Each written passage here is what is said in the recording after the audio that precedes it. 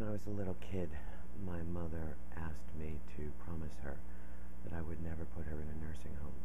Her greatest fear was that she would not be able to take care of herself in her old age, and she just never wanted to end up in a nursing home.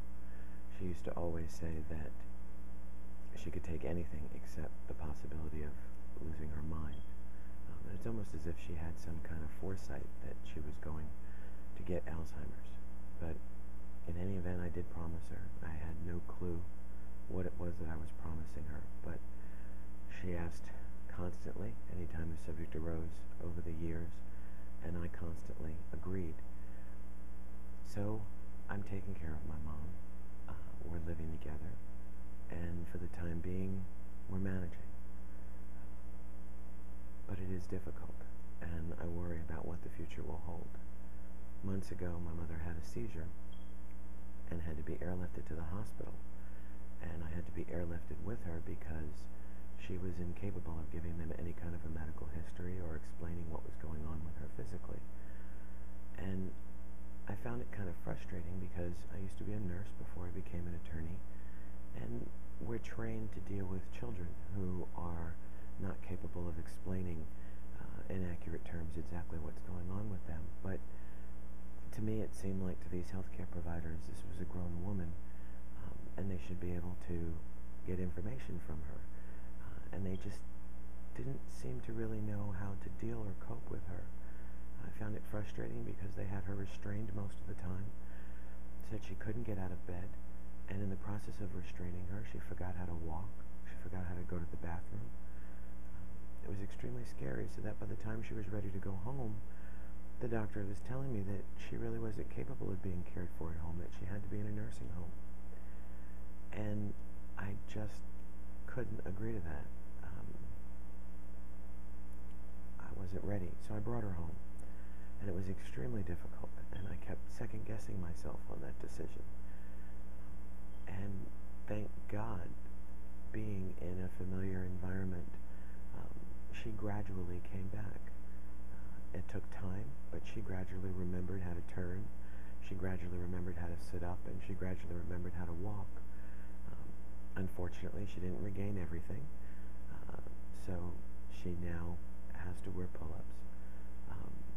But for the most part, she did come back. And the experience made me realize that the healthcare industry really does not know how to deal with patients with Alzheimer's.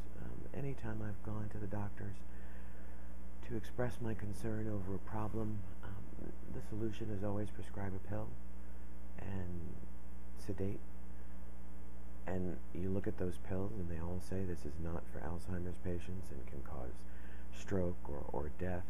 And as a family member, I'm thinking, oh my God, what am I going to do? Do I do it because the doctor's prescribed it, or do I give it to her? And in honesty, I did on occasion, and one of those pills ended up with her having a seizure. So you learn to deal with it, and I made the decision not to give her these medications anymore when they have these risks to them, and we just deal with the individual symptoms on a case-by-case basis. But as her disease progresses, and from what I understand with stage 3, it's extremely difficult because then the patient really doesn't know how to walk and can't feed themselves. I don't know that I can do that in a home environment. Financially, I know I can't afford to have round-the-clock care for her, and yet I know that if I put her in a nursing home, she'll die. And ultimately, this disease kills it anyway. But the question is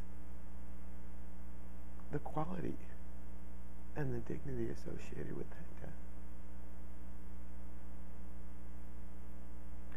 So I don't know what the future is going to hold. But so far, God's blessed me to be able to deal with each situation as it comes. And I can only hope and pray that in the future, I'll have those same blessings.